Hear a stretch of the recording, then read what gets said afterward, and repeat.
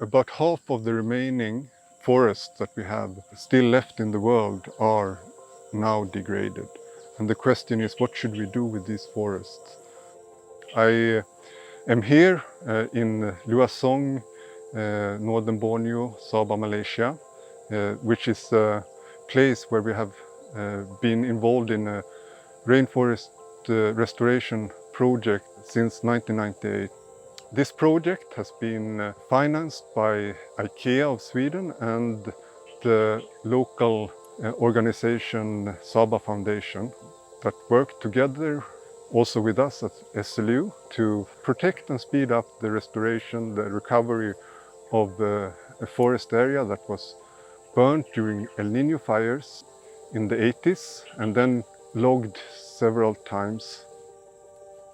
Some areas have been protected only, let regrow by itself. Some areas have been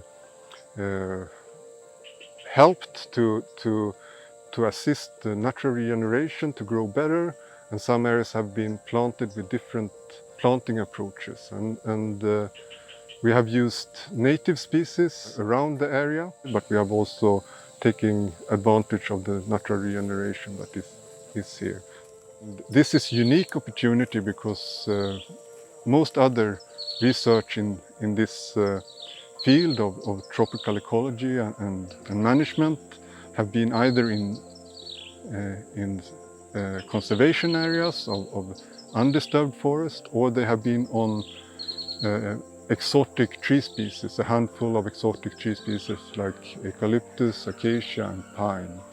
So now when people want to restore forest all around the world, we know very little about how local tree species behave and which one to use. And we believe there is a lot of potential in also using the native species, either planting them or protecting the recovery of the natural regeneration.